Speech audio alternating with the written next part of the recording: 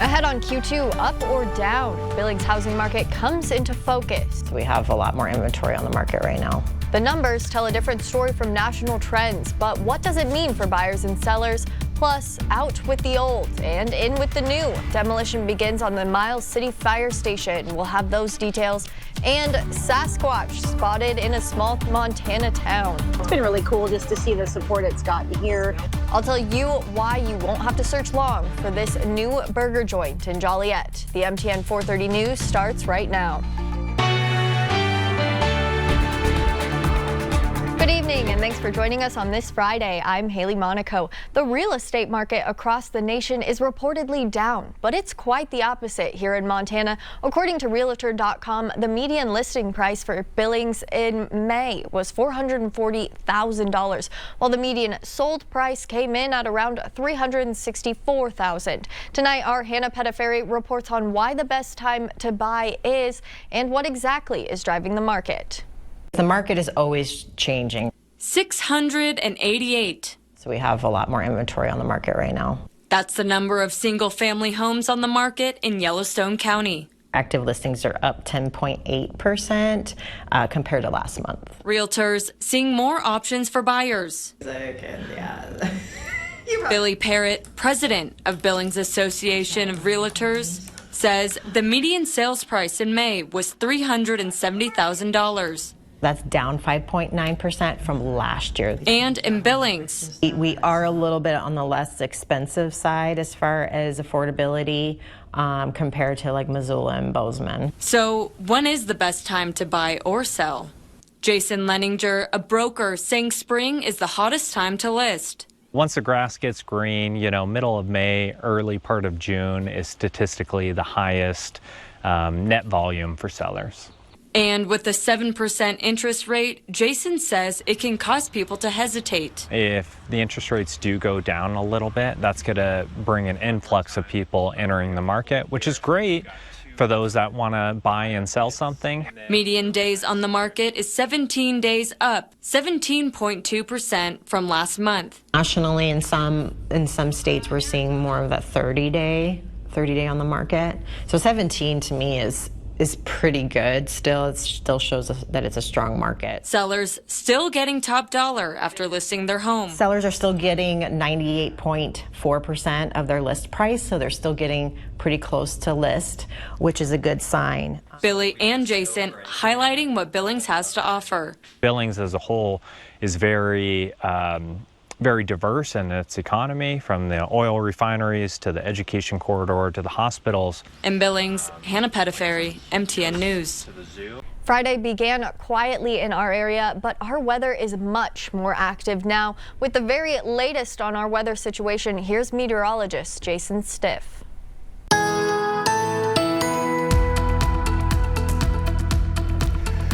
Definitely an active weather day for Montana. Not so much Wyoming right now. You can see here in southeastern Montana, barely even a cloud. But then we head further to the west towards central Montana. We have some more powerful thunderstorms. We have had some move over the Harleston area already. Now moving over Rygate, as well as getting closer to Levina. As you can see, some very active weather. And these orange boxes you see, these are severe thunderstorm warnings. That'll last until 5:15. That does not include Billings, where we have the potential for some wind gusts up to 70 miles an hour, even hailstones up to 2-inch in diameter. Also, the Winnett area just had a big storm moving on through. Could have had some damage because of all the wind with that. I'll have your complete 7-day forecast with all the details coming up in just a few minutes. It's the end of an era, but the beginning of a new one for Miles City. Demolition has now begun on the city's fire station. Problems for the current station began 7 years ago as the building was deemed unsafe by inspectors back in 2018. Major issues with the station included a sinking foundation, rotting wood framing, and moldy insulation. In 2023, voters approved a $3.9 million bond to rebuild a new station, and that process has now begun. During the rebuild, Miles City Fire Rescue will be responding out of a different location at 1084 U.S. Highway 12 East. As another wildfire season fast approaches, Montana Senator Tim Sheehy joining forces with President Donald Trump in order to respond better, faster, and stronger to those flames that spark. The president has officially signed Sheehy's bipartisan Aerial Firefighting Enhancement Act into law. That measure was introduced in January by Sheehy, and the Senate unanimously passed it in April, with the House moving it forward to the president earlier this month. The bill will strengthen the firefighting suppression fleet and ensures the United States can better combat the threat of wildfires. Sheehy is the only first-year senator so far to have a bill pass through both chambers of Congress and have it signed by the president. Tensions continue to rise in the Middle East this evening as Iran has fired dozens of missiles on Israel. The attack comes after Israel launched a wave of airstrikes against them, targeting nuclear facilities, military commanders, and scientists across the country. Erica Brown has the very latest tonight. Air raid sirens sounded throughout Israel as Iran launched an attack. Explosions could be seen in the sky as missiles fell on Tel Aviv. The White House says the U.S. helped intercept the missiles, though some still made it to the ground, damaging buildings. Iran's supreme leader, Ayatollah Ali Khamenei, addressed his nation, saying Iranian armed forces will leave Israel, quote, helpless, and that Tehran will not pursue half measures in its response. His warnings follow an Israeli overnight attack targeting Iran's nuclear program and military sites, killing top nuclear scientists and military leaders. The regime doesn't know what hit them. They don't know what will hit them. In a message for the Iranian people, Israeli Prime Minister Benjamin Netanyahu encouraged the Iranians to overthrow their government. And as we achieve our objectives, we're also clearing the path for you to achieve your objective, which is freedom. Sources tell CBS News President Trump was aware of Israel's strike. He met with his national security team at the White House today.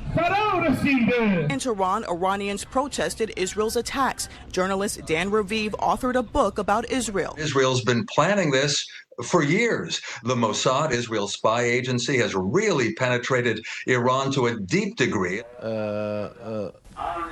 This afternoon, an Israeli military briefing was cut short, just as Iranian missiles were detected heading towards the country. Erica Brown, CBS News, the White House. The Trump administration's 50% steel tariffs have threatened to make everything containing steel more expensive. In a notice set to be published Monday, the Commerce Department specified in recently increased steel tariffs would also apply to consumer appliances containing steel. Starting on June 23rd, those so-called derivative products will be taxed an additional 50% for the amount of steel they contain. And it's not just refrigerators and dishwashers. The products will also include items like dryers, washing machines, freezers, ovens, garbage disposals, and wire racks. For the first time this year, the Montana legislature has voted to overturn one of Governor Greg Gianforte's vetoes, and that bill could have a major impact on Colstrip. This evening, MTN's Jonathan Ambarian has the latest on where the last few bills from this year's legislative session stand now. When the governor vetoes a bill, it takes 2/3 support in both the House and the Senate to enact it into law over that objection. This week, the legislature cleared that hurdle for the first time this year. The Montana Secretary of State's office confirmed Friday that House and Senate members had successfully overridden Governor Greg Gianforte's veto on House Bill 368. The bill redirects $2 million a year in coal tax revenue to a new state account, intended to help Colstrip pay for water supply if the power plant there closes down in the future. The city's current water system was built and paid for by the operators of the plant. In his veto letter, Gianforte said he appreciated the goal of the bill, but that, quote, when allocating funding to local projects, I believe that funding should come with appropriate sideboards and guardrails. Unfortunately, House Bill 368 does not. Republican Representative Gary Perry of Colstrip sponsored the bill. He says he's committed to working with the governor next session to clarify that the money will only be used for water projects, but that overriding the veto now means they can get started immediately on funding the account he calls a fail-safe. As of Friday afternoon, Gianforte has vetoed 39 bills, 9 of those coming in the last week. In many cases, he cited the cost of these bills, and the ones he's vetoed have included more than $60 million in annual spending. The largest price tag was on Senate Bill 537, which would have used about $35 million a year in marijuana tax revenue for law enforcement and behavioral health programs. The governor has only about a dozen bills from the 2025 session still on his desk, but they include several of the biggest. House Bill 2, the main budget bill, House Bill 5 with more than $100 million for long-range construction projects, and House Bill 924 proposing hundreds of millions of dollars for a new state trust. With the latest round of vetoes, it's not only the most bills Gianforte has rejected in a single session, it's also more vetoes than in the 2019 session, the last time that Montana had a Democratic governor and a Republican legislature. In Helena, Jonathan Amberian, MTN News. Yellowstone County Elections Administrator Ginger Aldridge is stepping down from the position at the end of the month. Aldridge took over the position from Burt Rutherford after the 2022 elections. She says she has accepted a position as the chief legal counsel to the Senate of a small island nation, but does not say which one. She does say that working with the people of Yellowstone County has been a wonderful experience, and she hopes to return to her hometown of Billings in a few years. Just like last time, Kevin Gillen, Yellowstone County's retired deputy county attorney, will step up in the interim. If you've driven from Billings to Red Lodge, you know food choices are limited, but a new food spot in Joliet is taking a bite out of that problem, now serving up burgers, chicken, and milkshakes. I went out and about to check out this popular restaurant, one you'll likely remember for its unique mascot and name. Brings people together. You don't have to search long for this Bigfoot. We got quite excited. In fact, it's right on the main road. We have to come here. But this beast isn't something to fear. Instead, we want to build this for everybody's benefit. Bigfoot Burger is a welcome addition to Joliet. These smaller businesses are huge in just keeping the community a tight-knit group and supportive of each other. There's more options, but I just like that it feels more like a community.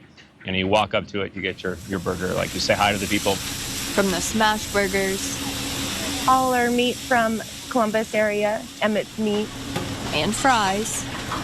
To the milkshakes. This huckleberry fudge shake is delicious. Even Bigfoot himself had to see it. The small towns don't have anything like this out here, and they are super excited we're here. While the story behind the name may remain as mysterious as the creature. People have been asking me that, and I'm just like, I don't even remember. We're not even into Bigfoot, that much. But then as we got into it, it's like, it's popular out there. One thing is certain.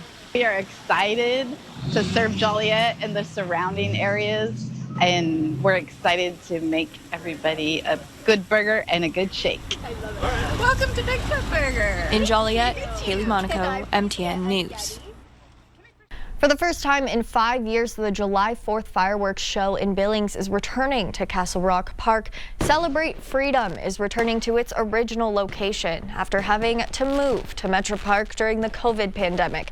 This year's event begins at 4 in the afternoon with live music, family fun, and food trucks. The much anticipated fireworks will begin at dark. Parking is available in residential areas, while Harvest Church and Skyview High School will have shuttle services available.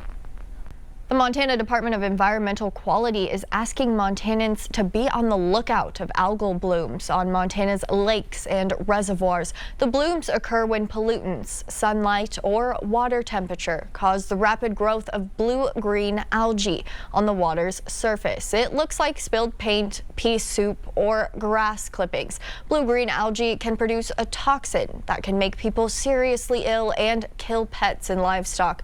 The DEQ encourages people to report suspected blooms and check lakes and reservoirs before heading out into the water.